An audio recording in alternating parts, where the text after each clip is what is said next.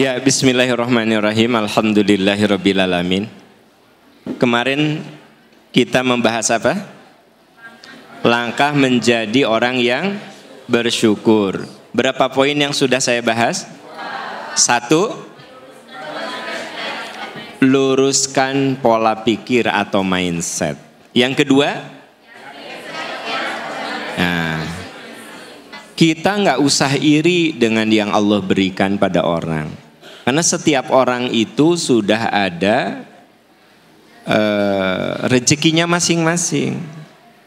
Rezeki itu gaib, untouchable, tidak kita tahu. Maka tugas kita mah ikhtiar. Terus kalau kita sudah mendapatkannya ya sudah, ya. Jangan kita suka banding-bandingkan sama orang. Sehingga akhirnya kita menjadi orang yang tidak berterima kasih. Ya, ibu nggak usah membanding-bandingkan suami ibu dengan mantan-mantan ibu. Ya. Anehnya mantan-mantan aku teh jadi orang sukses semua. Nu jadi salaki orang malah nu. Nggak boleh. Itu membuat Anda tidak berterima kasih. Nah, yang ketiga, supaya kita menjadi orang yang bersyukur, terima setiap peristiwa dengan positif. Terima setiap peristiwa negatif dengan pandangan positif. Nah, apa Bu katanya? Terima peristiwa negatif dengan pandangan positif. Jadi kalau kita ingin bersyukur, terima saja setiap yang negatif yang tidak kita nyaman, yang tidak kita suka, yang membuat kita ini tidak enak, dengan pandangan positif. Gitu, ya. Jadi kita selalu terima. Nah, itu yang membuat kita berterima kasih. Anda naik motor jauh-jauh di Cileunyi. Kemana? Ke Arjasari. Jauh. Ya. Pas udah deket, nanjak gitu. Motor teh kuat.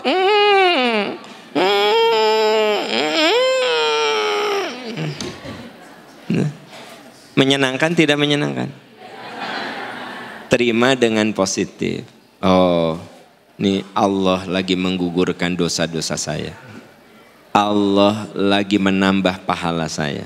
Akhirnya Anda dari bawah ngadorong motor eta.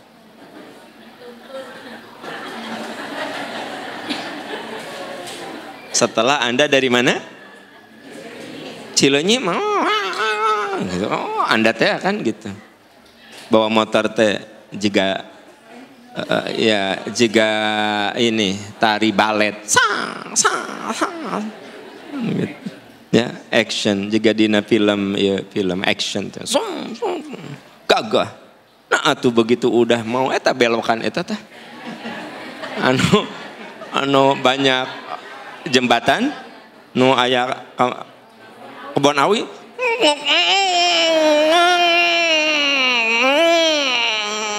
Mundur ya. Badan geus sapeun ti ditu kan ya kan. Set. Apa katakan? Luar biasa ya. Allah menyempurnakan pahala. Kesang atuh Bu. Menyempurnakan pahala. Apa Anda lihat? Itu penderitaan. Tapi Anda bilang, betapa indah Allah menyempurnakan pahala. Nah, Gus, nepi ka dieu teh teu ka bagian tempat. Di teras, ya kan? Gitu. Gus di teras teh. Ya. Ente. Nu sebelah teh ngobrol we gitu. Wah, itu, ya. Bu, Anda katakan, benar, ya pahala aku berlipat-lipat. Gitu. Saya ingin katakan, ketika Anda ditimpa sesuatu yang tidak menyenangkan, munculkan pandangan positif. Anda akan selalu berterima kasih. Ya, saya ngapalin surat, teu apal-apal Bu. Teman-teman udah pada apal. Apa katakan?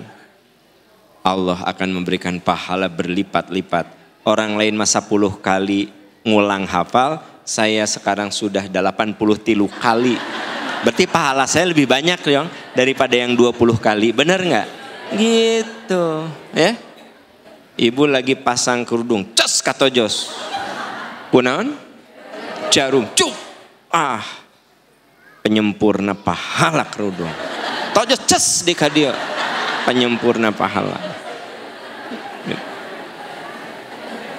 Ustadz silakan dibaca At-Taubah 59. Kita awal dengan ta'awud. A'udzu billahi minasy syaithanir rajim. Walau annahum radu ma atahumullahu wa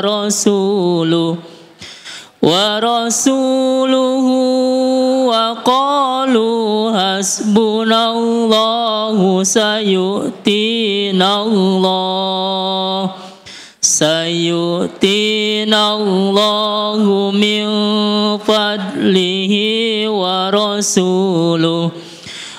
rasuluhu inna ilallahi ragibun. Coba perhatikan. Walau annahum radu, sekiranya mereka benar-benar ridho. Bapak Ibu, kalau apa-apa teh terima dengan ridho. Terima. Ya. Saya yakin kalau yang enak-enak mah pasti ridho kan? Punya suami kasep, benghar, soleh, pasti ridho. Ya enggak? Jadi kalau yang baik-baik mah pasti Anda ridho. Saya juga ridho. Biasanya orang butuh keridhoan saat ditimpa sesuatu yang tidak seperti yang kita harapkan. Ibu bapak, di sini dikatakan walau annahum radu, kalau kamu ingin syukur, ridho selalu apa yang Allah berikan kepadamu. Ibu tidak akan pernah mensyukuri suami ibu kalau tidak ridho menerima kekurangannya. Bapak, kita ini nggak akan bersyukur pada istri kita kalau kita tidak ridho menerima kekurangannya. Jadi maunya istri kita teh sempurna aja kan gitu. Dandan kudu sempurna, body kudu sempurna, masak kudu sempurna, ngomong kudu sempurna. Kalau kita Pak nuntut kesempurnaan sama istri, ya pasti kecewa. Karena istri kita tercipta tidak sempurna. Kita kudu ridho Pak. Sekiranya ada hal yang kurang dari istri kita. Ibu kudu ridho sekiranya ada yang kurang dari suami ibu. Kenapa? Dan ibu ganti-ganti suami juga pasti bakal menemukan yang tidak ibu suka. Benar gak sih? Sok bapak, istri bapak ayeuna Yuyun. Wah aku mah gak mau terima nih sifat buruknya Yuyun. Cerai, nikah dengan Ica. Ya. Wah si Ica teh ternyata ada kekurangan, cerai ya, nikah dengan Tita. Ya. Nikah dengan Tita, si Tita teh geningan ada kekurangan, cerai dengan Tita, ya kan? Ya, nikah dengan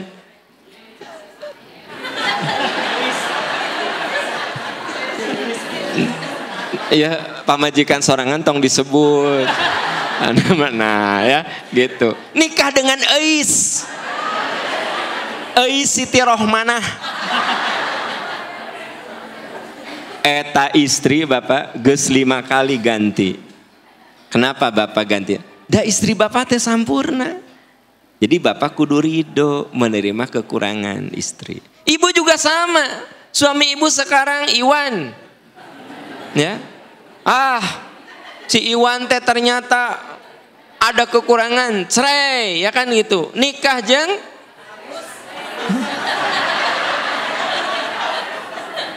nikah jeung engkon. Wah, engkon bukan Pak Engkon ini mahnya saya nyebut Pak Engkon ngaran kan. Engkon nikah jeung engkon, ya kan gitu. Orang Pandeglang. Wah, si engkon teh kayak gini. Cerai, ya kan gitu, ya. nikah dengan Faruk. Kan gitu.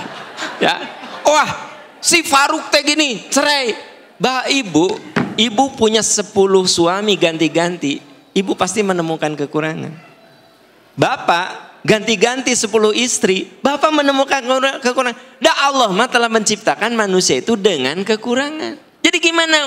Walau annahum radu, kalau ingin bersyukur, terima dengan ridho. Tah si kekurangan teh, syukuri kelebihan-kelebihannya. Gitu. Nah itu baru kita akan merasakan satu jiwa syukur.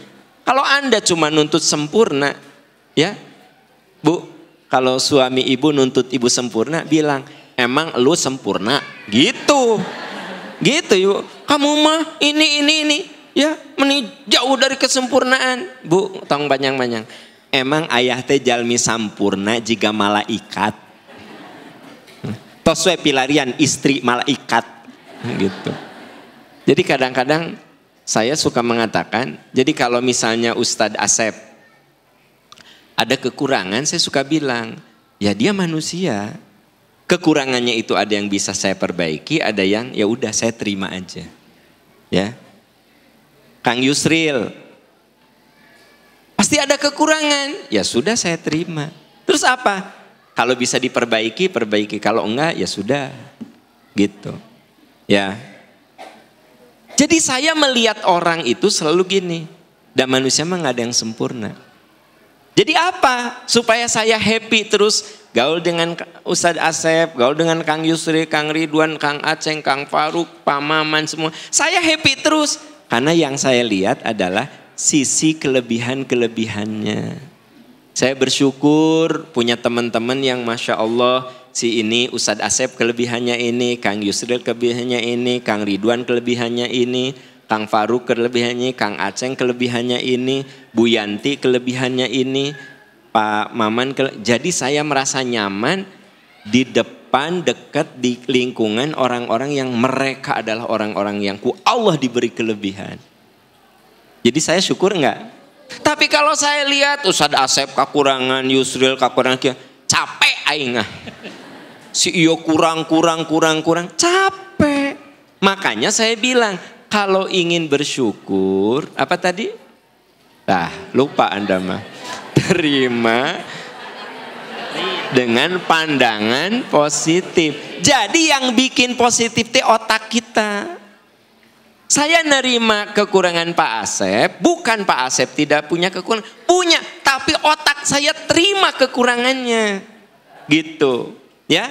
Mindset saya, pikiran saya terima kekurangannya. Lalu supaya bisa menerima kekurangannya, ingat-ingat kebaikan-kebaikan dan kelebihan Pak Asep. Ingat-ingat kelebihan si A, si B, si C. Jadi saya selalu melihat orang itu sisi lebihnya, sisi baiknya. Bukan nu diinget teh kurangnya begitu. Salaki orang mah pedit. Pedit, nauzubillah pedit. Pedit. Memang suami Anda pelit, tapi sebenarnya dia itu selalu memperhatikan Anda. Anda batuk dikit, mah ka dokter atuh. Ya, ka dokter dianter ku suami Anda teh. Ya enggak? Masih suka bilang, mah pulsa mama habis ente, ku ayah dieusian pulsa. Memang pedit kalau yang bulanan mah. Memang pedit. Sebab Andanya boros. Itu sadarnya. Entah. Tapi iya, salaki aku mah pedit. Ternyata kebaikannya teh banyak. Gitu. Ya, nah itu yang saya katakan bahwa walau annahum radu ma atahumullahu wa rasuluh, sekiranya mereka ridho. Ya. Bu, menggunakan benar-benar ridho. Jadi benar-benar ridho teh ridona teh setengah-setengah, totally ridho ya. Dengan apa yang diberikan Allah dan Rasul kepada mereka dan berkata, hasbunallah, cukuplah Allah bagi kami, sayu'tinallahu min fadlihi wa rasuluh. Nanti Allah memberikan karunia, Allah dan Rasul itu akan memberikan karunia. Kalau kita suka terima dengan lapang hati, dengan ridho, tah Allah yang akan memberikan rasa cukup pada kita. Itu yang membuat kita Allah memberikan rasa happy, rasa senang. Saya sangat bahagia dekat dengan teman-teman yang baik-baik di percikan iman ini, termasuk dengan jamaah yang soleh dan soleha. Ya, saya senang. Maka Allah kasih karunia rasa happy, rasa senang. Makanya Anda tahu nggak? Ini sebenarnya rahasia tapi perlu saya ceritakan. Mau tahu atau tahu banget? Sebenarnya nggak akan cerita tapi kadung ngomong. Saya tuh kalau malam minggu susah tidur. Mau tidur teh asa pengen cepet ke Arjasari. Yang saya rindukan bukan tempatnya, saudara-saudara. Karena kapanpun saya bisa ke sini. Yang saya rindukan adalah Anda. Orang soleh dan solehah. Itu yang saya rindukan. Jadi kalau misal saya rindu tempat mah gampang. Nggak ada kegiatan. Saya bilang ke Arjasari. Ya, nongkrong di depan itu tuh. Danau. Maraban Lauk, saudara-saudara. Gitu ya. Gitu. Boring di depan danau. Main? Bukan, tok tak non. Lato. Boring, bawa sepeda, muter-puter di sini. Kalau tempat, kapanpun saya bisa datang. Tapi dengan Anda yang soleh dan solehain, nggak bisa sembarang waktu kecuali hari Minggu, saudara-saudara sekalian. Nah, jadi yang bikin saya happy hari Minggu, ya, nyaris tidak pernah ada kegiatan apapun, ya.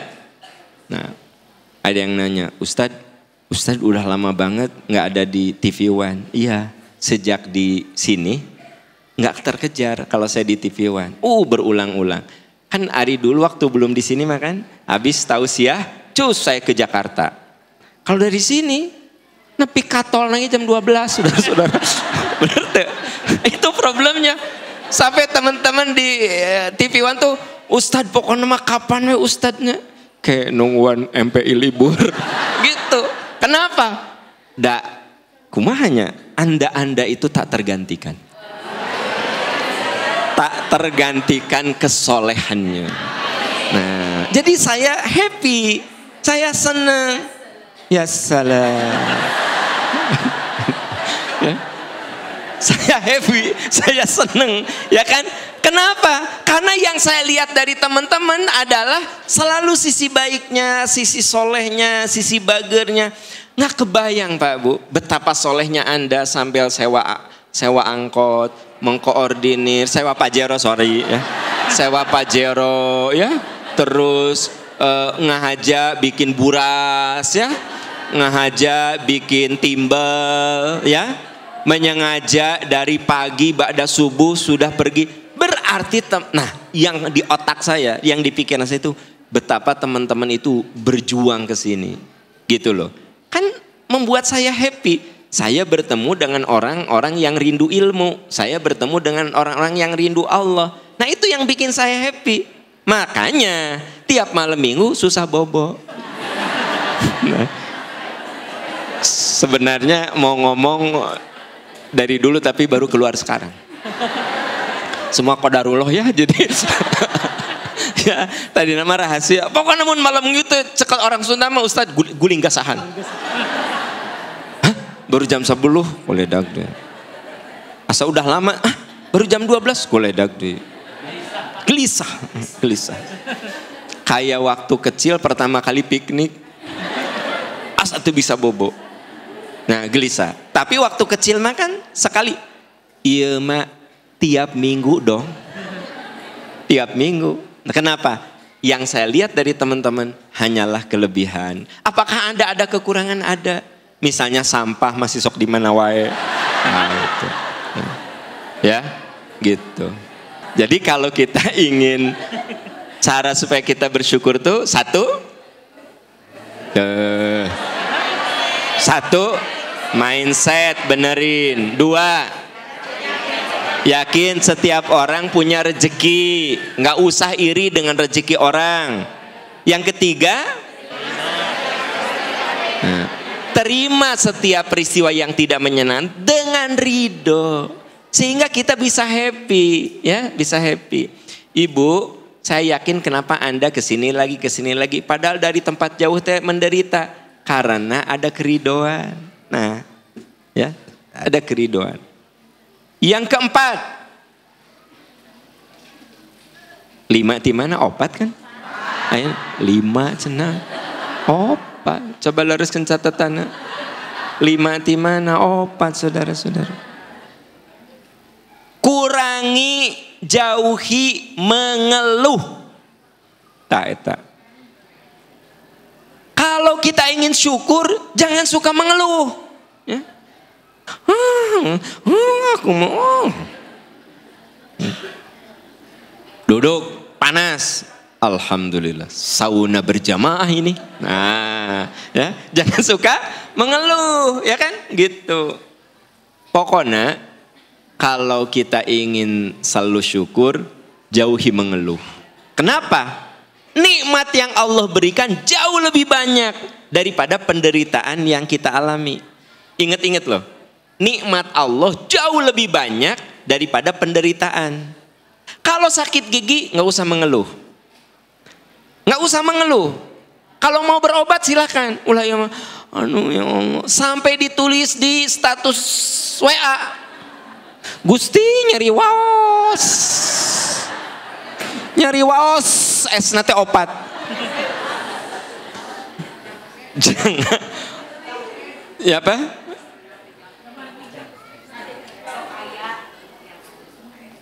Oh, di WA, di SW, di statusnya. Tok atuh tong banyak ngeluh gini. Ya. Ibu, kalau ibu di rumah itu riweuh, ngistrika, nyuci, ngurus anak. Jangan banyak mengeluh. Kalau kan nulis di status IG, status WA teh, aing mah babu.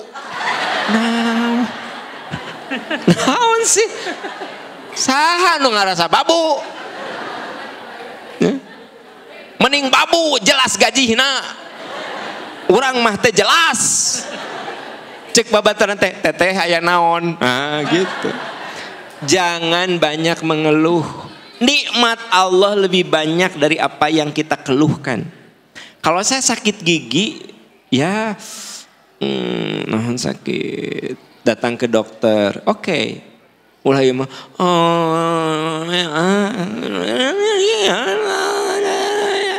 gitu. Ngeluh kaditu kadieu ngeluh. Ya. Kenapa? Ari jumlah gigi Ustaz Asep sabar hiji. Acan pernah ngetang sok etang heula sabaraha. Gigi kita jumlahnya ada berapa?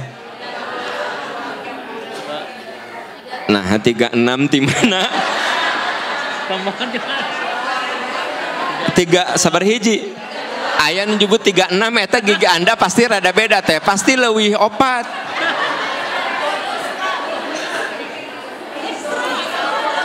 Gigi mah 32-nya. Bu, gigi saya bolong anggaplah 1 atau 2. Saya teh kudu mikir, 30 nama masih bagus. Saya sekarang sakit gigi di usia 50. Kudu inget selama 50 tahun gigi saya baik-baik saja. Gak usah ngeluh. Ada orang yang divonis sakit ginjal di usia 60. Aduh Ustadz, bapak teh kedah cuci darah. Da gagal ginjal ieu teh. Bapak iraha tos 3 sasi. Ari bapak ti mimiti lahir dugi ka sehat bapak. Berarti dia selama 60 tahun ginjalnya bagus. Makanya gini, jangan banyak mengeluh. Ingat nikmat Allah lebih dari penderitaan. Nikmat Allah itu lebih banyak daripada penderitaan yang kita alami. Ya. Bapak Ibu, pokoknya kalau kita menderita bayangkan nggak seberapa dengan nikmat Allah yang diberikan pada saya, gitu, ya. Misalnya ibu rorombeheun, ibu bilang nggak seberapa, itu kan rorombeheun cuma di kaki, seluruh badan saya tidak rorombeheun. Rorombeheun kan di kaki. Teman-teman yang tidak ngerti rorombeheun, itu kaki kita kan suka pecah-pecah. Nah itu rorombeheun dalam bahasa Sunda. Ya, Atau perpecahan di antara suku. Nah, perpecahan. Kaki kita pecah-pecah. Rorombeheun. Apa? Kaki aku pecah-pecah. Alhamdulillah. Wajah nggak pecah-pecah. Kulit nggak pecah. Jadi kurangi mengeluh. Ingat-ingat kebaikan yang begitu tak terhingga. Silahkan lihat surat Ibrahim ayat 34. A'udzu billahi minasy syaithanir rajim.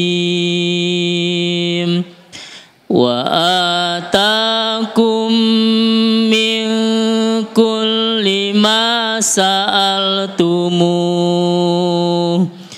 Wa in ta'uddu ni'matallahi la tuhsuha. Innal insana lazalumun kafar. Teman-teman sekalian, Allah berikan apapun yang kamu butuhkan. Jika kamu menghitung nikmat Allah, kamu tidak dapat menghitungnya. Sesungguhnya manusia itu sangat dolim dan sangat mengingkari nikmat. Jadi orang yang banyak ngeluh, itu orang yang mengingkari nikmat dan zolim. Ngeluh, ya, begitu. Pertanyaannya, bagaimana kalau mengeluh karena kehabisan tiket go Coldplay? Kumaha tah? Ayo ngabeakeun tiket, ya, Bu, kumaha tah? Ngeluh karena kehabisan tiket yang tidak masuk akal itu. Kayak kita tes Ustadz Asep. Tiket termurah berapa Ustadz? Cicing. Ya, 800.000 Ustadz. Nu resminya tiket paling mahal Ustadz samotoreun 11 juta. Ya, cek Ustadz Asep teh. Urang mah teu apal bae, nu penting hafal Al-Qur'an. Betul Ustadz Asep. Ya. Tapi maksud saya kadang-kadang ada orang yang untuk sesuatu yang nggak guna sampai ngeluh. Kenapa ya aku nggak dapet tiket konser? Padahal konser nanti bulan apa Ustadz? November Ustadz. Sampai Juli November. Nggak ada tiketnya dijual sekarang. Ainas bulan apa? Juni, Juli, Agustus, September, Oktober, November. 6 bulan lagi. Tapi tiketnya sudah habis. Tiket termurah 800. Tiket pang mahalnya 11 juta. Kalau nu 3 juta teh Ustadz tatih itu teh. Tapi di depan stage. 3 juta. Ya. 5 juta beda-beda. Tergantung posisinya. Saya ambil nu murah dulu. Aya nu 5 juta tapi agak kesini stage-nya, ini kesini. Nu ieu teh 3 juta. Berdesakan. Nah, ya. Coba kurban di PI pangmurahna sabaraha? 3.100.000. Kenapa Anda tidak bisa kurban tidak ngeluh? Tidak dapat tiket ngeluh. Nah, udah gitu karena udah sold out, tiket ayeuna teh ada di calo. Sampai nu 11 juta bisa sampai 30 juta. Kebayang nggak sama Anda? Gelo teh jelema, gelo saudara-saudara. Gelo itu. Nyetina 11. Udah begitu, bangga kalau sudah dapat tiket itu. Pasti diposting di IG ya. Di Twitter di mana-mana bahwa dia sudah dapat tiket. Jadi maksud saya begini, dapat tiket konser. Jadi maksud saya begini, Bu. Ya. Ada saat di mana kita ini mengeluh. Mengeluh apa? Mengeluh dengan ketidaknyamanan di masyarakat. Kenapa ya barudak teh, anak-anak muda sekarang teh, kenapa ya orang hanya untuk tiket ya hanya untuk konser yang sampai mau bayar 30 juta. Ya resmina 11 Bu. Tapi di kalangan apa? Di kalangan calo itu bisa sampai 30 juta, kebayang nggak? Gitu ya. Dan yang paling hebat itu situs resminya dikunjungi 1,7 juta per menit. Parbut ya, 1,7 juta per menit. Situs war apa sih namanya? War ticket 1,7 juta. Naon gitu. Saya misalnya ngeluh nih, saya ngeluh tuh. Ngeluh dalam arti apa sih sebenarnya yang dicari sama yang paling hebat lagi? Bukan paling hebat, paling mengerikan lagi. Aya nu ngajual motor, kulkas, TV, ya, pinjol demi tiket itu. Kan nggak masuk akal, saudara-saudara. Pokoknya orang kalau sudah diperbudak menjadi hilang nalarnya. Ini ada yang menarik. Di Korea Selatan, sekarang ada tren seneng barang yang branded, ya. Kenaikan Hermes itu bisa sama Louis Vuitton itu bisa di atas 15%, ya gitu. Hermes Louis Vuitton itu kan pasti ratus juta itu. Orang Korea itu sampai mereka puasa makan, kalau bahasa orang mah warteg. Kalau biasanya makan 50.000, baik 5.000 ge. Demi tas. Ya, demi tas. Itu orang Korea. Ternyata setelah saya renungkan, orang Indonesia lebih parah di orang Korea. Demi handphone, demi tas. Orang kita mah bukan makan di warteg, pinjol, saudara-saudara. Pinjam sana, pinjam, kan lebih parah tuh.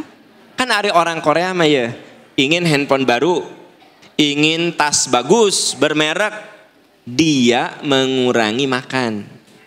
Jadi makannya itu murah lah, kalau bahasa orang mah warteg. Ngirit lah, ngirit. Nu tadina 15.000, 5.000. Nu tadinya 50.000, 10.000. Tak orang Korea mah kajenteng gitu demi tas. Indonesia lebih parah, saudara-saudara. Ternyata demi handphone, ya, kadang sampai pinjol. Demi tiket, war tiket, bersaing begitu, jual kulkas heula. Jeung isina eta teh, kulkas teh. Da saya kena tuh pasti. Motor, kan aya kejadian gitu, ya kan gitu. Menurut Anda, saya cerita ini ngeluh bukan sih? Saya cerita ini ngeluh bukan? Ngeluh tetapi bersifat positif. Untuk mengeluh dalam arti prihatin kan gitu. Jadi memang tidak semua keluhan itu jelek. Ya, Bu, ini ada saya bahas hasil penelitian yang menarik juga. Anda tahu nggak? HIV AIDS di Jawa Barat meningkat tajam. Nu kena HIV di Jawa Barat, ya, cus naik gitu. Kalau saya ngomong gini, ngeluh bukan? Ngeluh dalam arti gini, aduh, itu gimana ya? Jawa Barat loh, Jawa Barat itu termasuk kota. Dan yang menarik, ada sejumlah kota yang tidak akan saya sebut, di tidinya ayah kotana. Itu yang disebut identik dengan banyak pesantren, banyak banyak kiai, banyak ustadz. Itu naik di Jawa Barat nih. Saya ngomong Jawa Barat aja dulu. Ya, HIV AIDS. 2 yang naik itu menurut riset. Apa? Disorientasi seksual. Disorientasi seksual. Homo meningkat, lesbi itu sekarang meningkat. Kenapa? Ternyata ada penelitian berikut.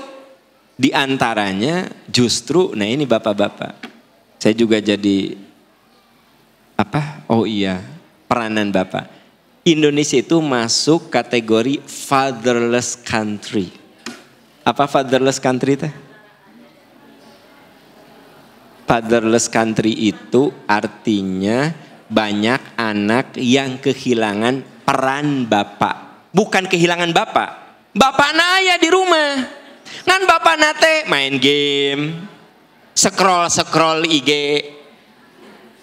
duduk rebahan nonton TV. Sabtu Minggu itu bukan digunakan untuk dekat sama anak. Anak ngajak main, papa capek nak.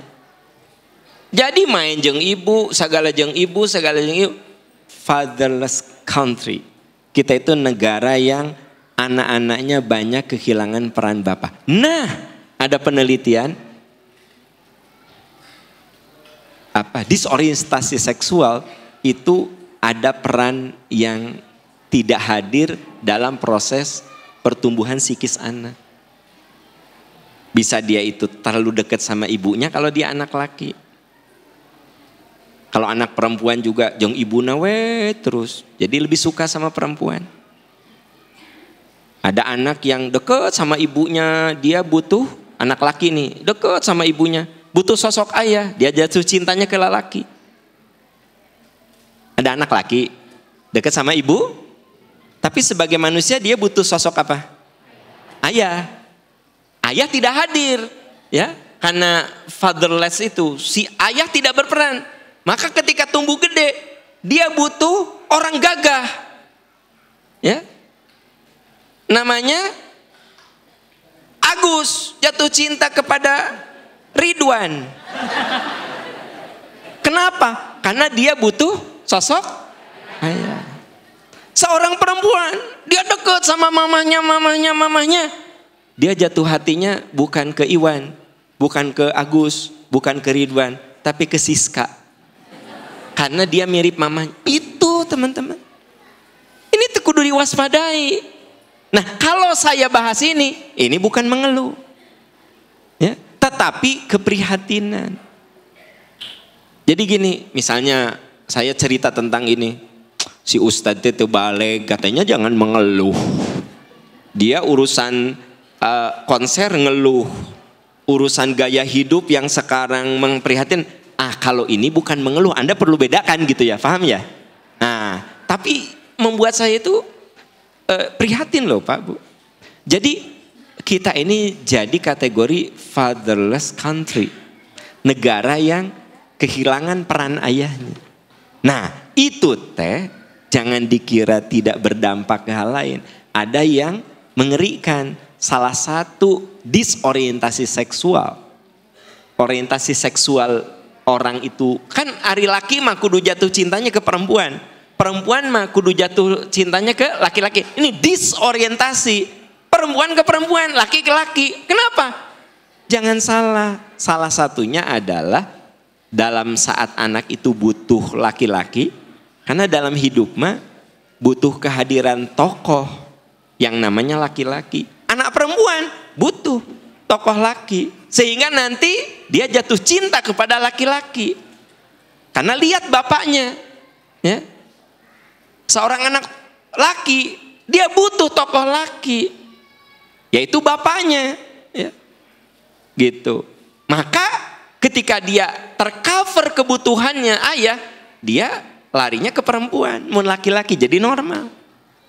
Nah ini Bapak Ibu, ini memang tak sesederhana yang saya ceritakan. Ini butuh riset yang lebih mendalam lagi. Tapi paling tidak sinyal-sinyal itu ada seperti yang saya tadi ceritakan.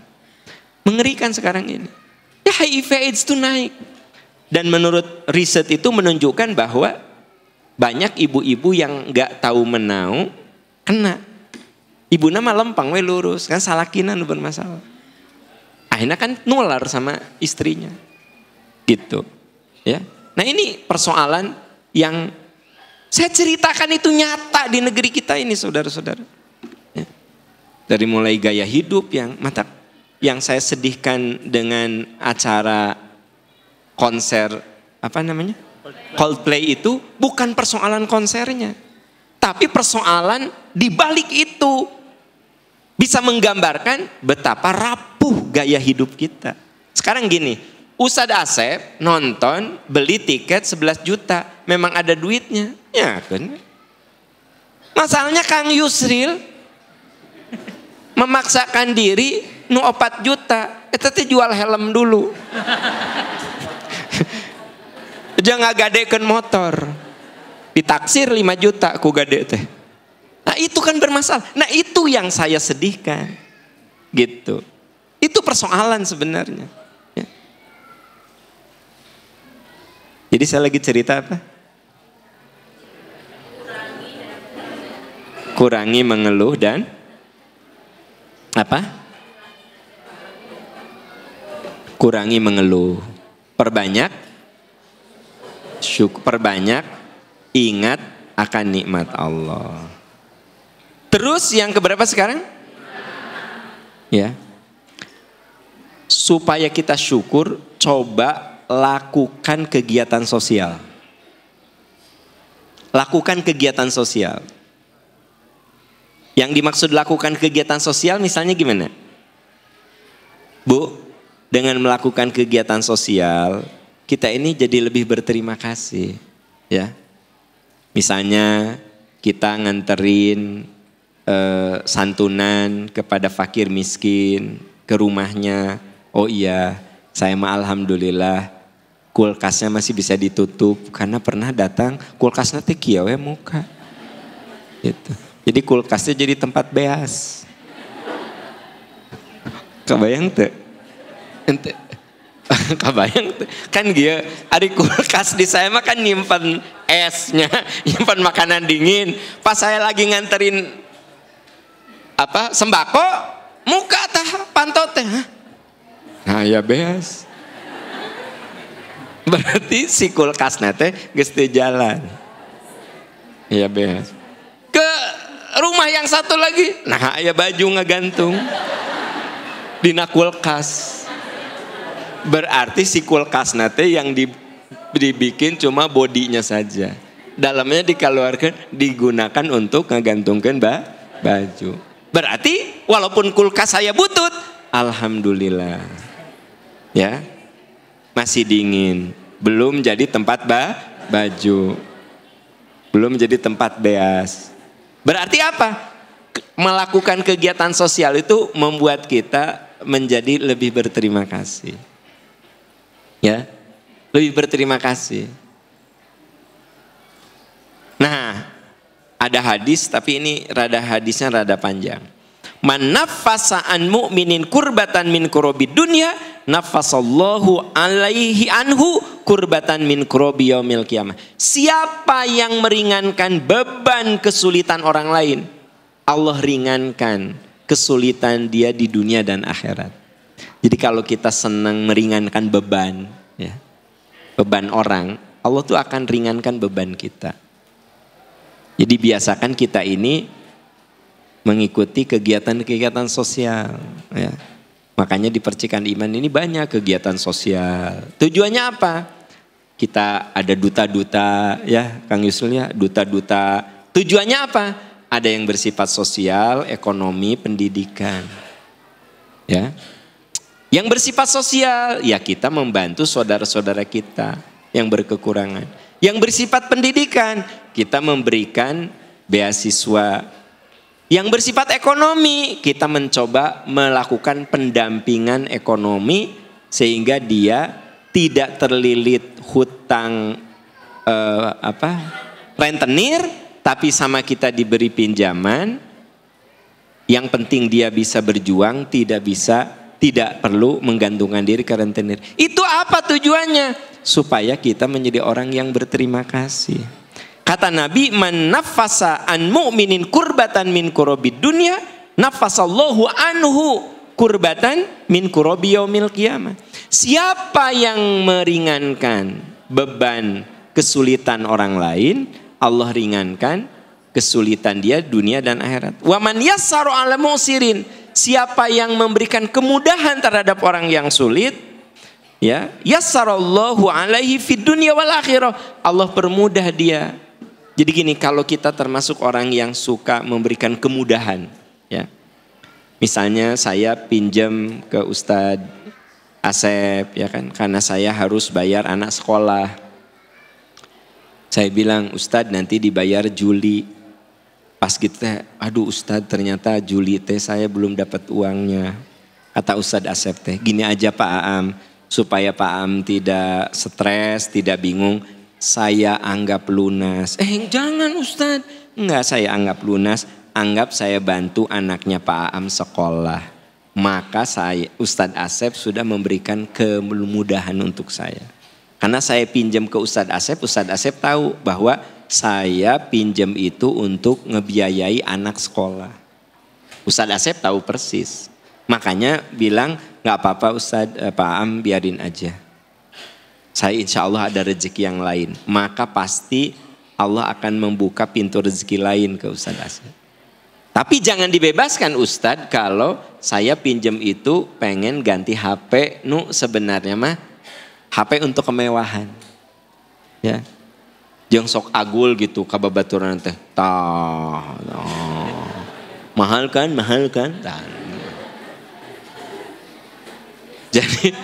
Jadi kalau untuk kemewahan jangan. Tapi kalau untuk kebutuhan ya. Nah, ujung dari hadis itu keren sekali.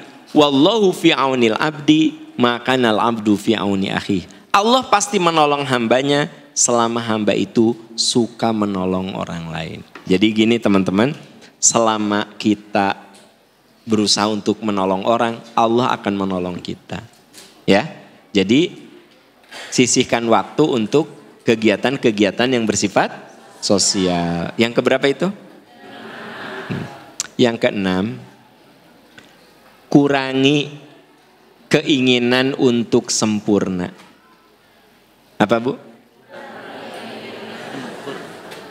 Bisa dipahami maksudnya kurangi keinginan untuk sempurna. Nah, contoh yang tadi ya. Jadi kita tuh nuntut orang tuh kudu sempurna. Anak ibu bilang, Mama, aku ranking 7. Kenapa 7? Kenapa enggak 1? Nuntut apa? Bu, ibu lihat progres. Anak ibu tadinya ranking sesuai jumlah murid. Muridnya kan 25, ranking 25. Udah gitu naik lagi jadi ranking 20. Naik lagi. Ternyata anak ibu ada apa? Progres. Anak ibu semester kemarin ranking 10. Sekarang, Mama aku ranking 7. Beri penghargaan. Kamu hebat nak. Ya, Mama tahu perjuangan kamu. Ulah iya mah. 7? Kudu nama 5 besar atau 3 besar. Tunjukin mau. Sok ayat anu gitu. Ayat di dia. Jadi keinginan untuk sempurna. Dan Anda tahu keinginan untuk sempurna akan menafikan kebaikan. Contoh yang tadi. Selama anak kita ini kelihatannya progres. Berarti ada perbaikan kan? Hargai itu. Ya. Jadi manusia mah Bu, diciptakan ku Allah tidak sempurna. Maka kurangi keinginan untuk selalu sempurna. Saya secara pribadi kudu punya target sempurna secara pribadi. Ustadz Asep punya target kudu sempurna. Tapi ketika saya menghadapi orang, paham? Maka saya kudu memahami perjuangan orang itu. Ada anak yang, Mama aku gak diterima sebut saja anak itu pengen masuk Unpad. Mama aku gak diterima di Unpad. Hah? Gak diterima? Terus kamu kursus karena ontah? Kamu teh dari SMP kursus tenon? Les apa namanya? Bimbel kursus. Kamu teh dari SMP bimbel, SMA bimbel, berapa puluh juta atau Mama duit keluar, nggak keterima? Ya Allah, Anda melukai anak Anda. Dengan anak mau bimbel juga, mau kursus juga, mau les juga, berarti dia mau apa? Mau diterima. Ya. Tapi ternyata hasilnya tidak keterima. Katakan, Mama tahu kamu sudah berjuang. Nah, terimalah ini yang terbaik dari Allah Subhanahu wa taala. Kalau kamu mau nyoba masih ada sekali lagi ya, kamu berjuang. Sok sekarang kamu mau kuliah di swasta atau mau istirahat dulu, kamu mau belajar bahasa Arab ke apa ke, gitu. Hargai, jangan dia mah kalah ka bimbel, habis juta-juta nggak keterima. Maka Anda menjadi orang yang tidak bersyukur karena anak Anda mau bimbel, mau kursus, mau les. Berarti dia itu ingin sebuah kebaikan.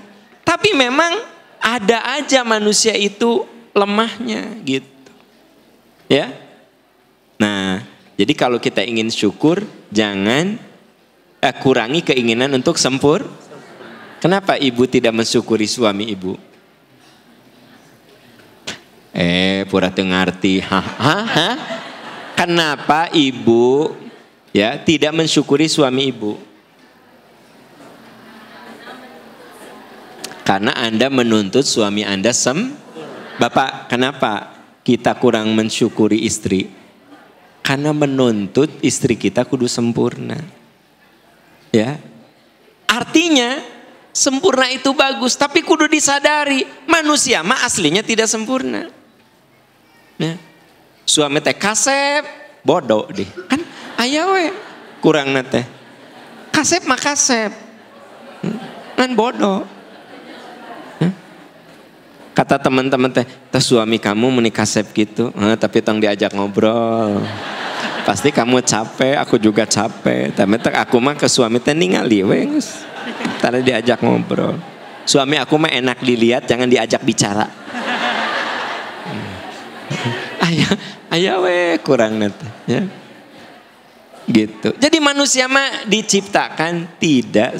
Jadi apa? Nah, ini merujuk kepada hadis Nabi. Kullu bani Adam khotoun wa khairul khotoin at-tawwabun. Setiap manusia itu punya kekurangan. Setiap manusia itu punya kesalahan. Setiap manusia itu tidak sempurna. Tapi sebaik-baik manusia yang mau memperbaiki diri.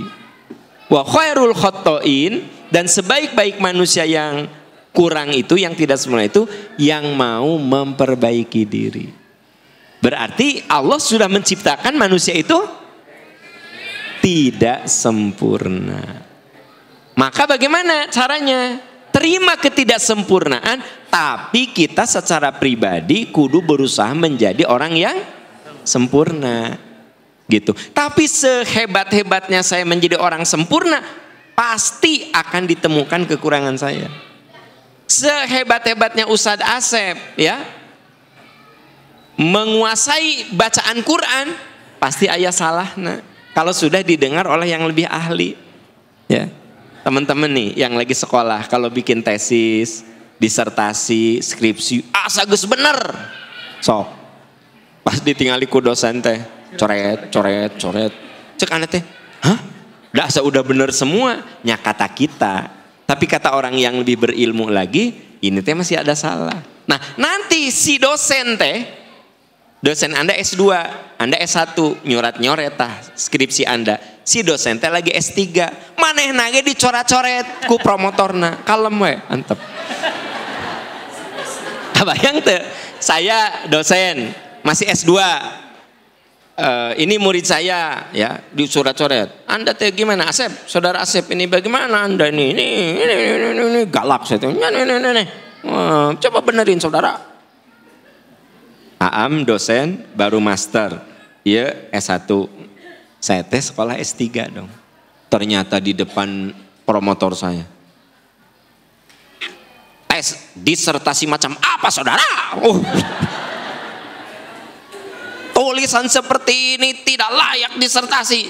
Ini tulisan di koran yang kayak begini.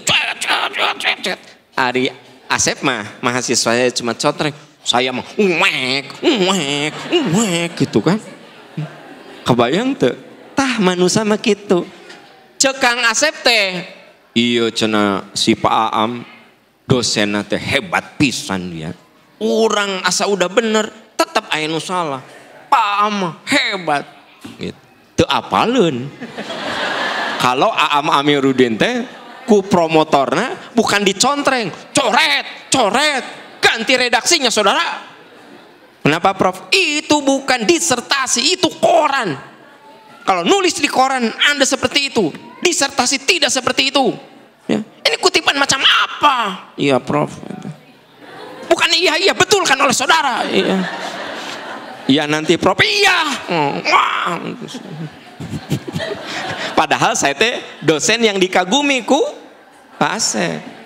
Tapi saya dibodoh-bodohin ku guru saya. Ternyata guru saya dibodoh-bodohin ku gurunya juga. Nah itu yang disebut kullu dzi ilmin alim. Kalau ada orang berilmu, pasti ada orang yang lebih berilmu lagi. Itu manusia.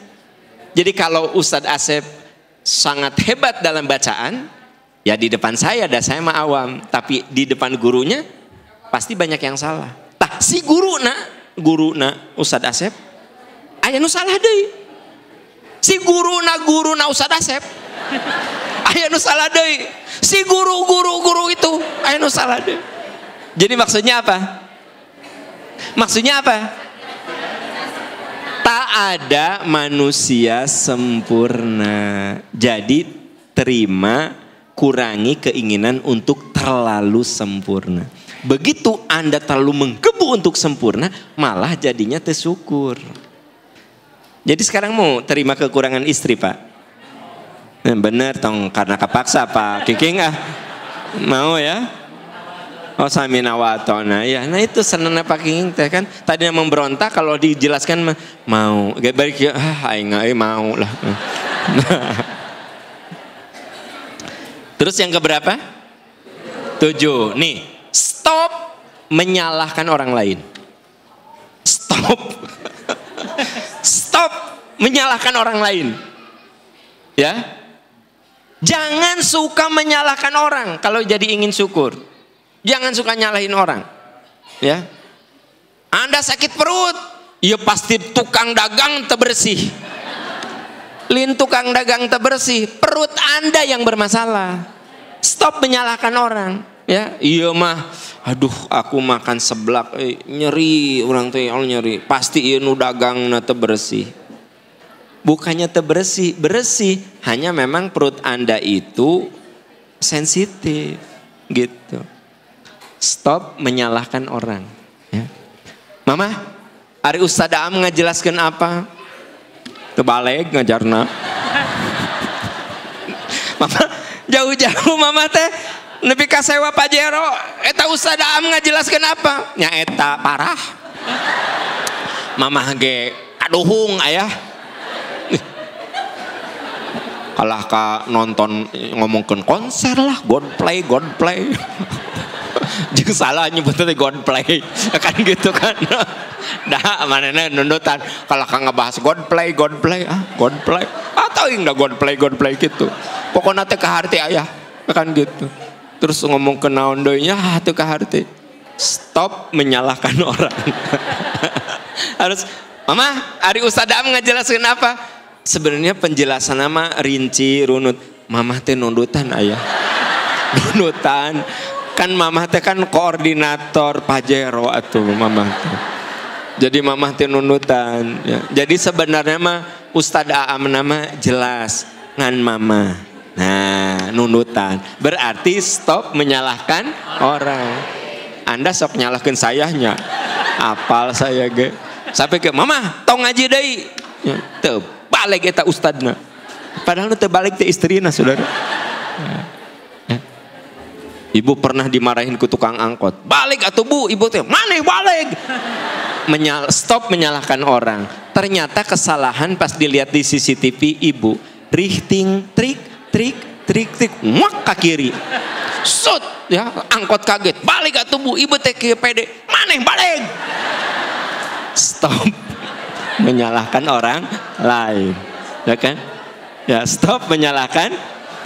Bu, jangan suka nyalahin orang, ya. Jadi Bu, mulai sekarang jangan suka. Nah, tapi introspeksi diri, ya. Ustadz, Al-Hasyr ayat 18, Ustadz. Surat ke-59 ayat 18.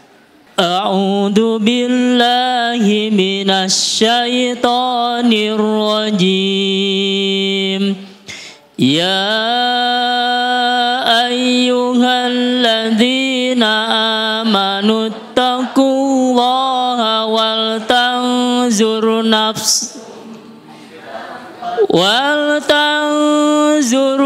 nafsum ma qaddamat lighad wattaqullah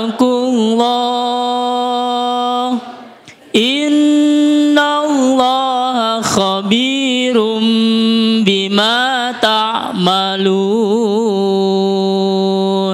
Ayat itu mengatakan bahwa kita harus selalu melihat apa yang sudah kita lakukan agar hari esok kita lebih baik. Wattaqullah, takwa kamu kepada Allah. Artinya tatap kekurangan diri kita dan jangan banyak menyalahkan orang. Jangan terlalu sering Pak menyalahkan istri. Tapi Bapak introspeksi, apakah kita sudah menjadi suami yang amanah? Jangan nyalahin istri terus. Ibu jangan nyalahin suami. Apakah memang ibu sudah menjadi istri yang memang bisa menyenangkan suami? Gitu.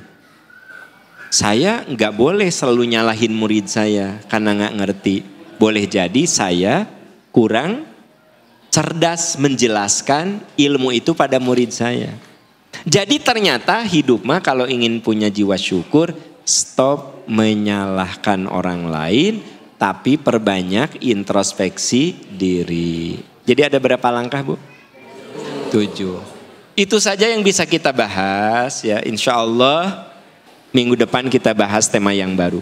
Kita akhiri dengan doa kafaratul majlis. Subhanaka Allahumma wa bihamdika asyhadu an la ilaha illa anta astaghfiruka wa atubu ilaik. Walhamdulillahirabbil alamin. Wassalamualaikum warahmatullahi wabarakatuh.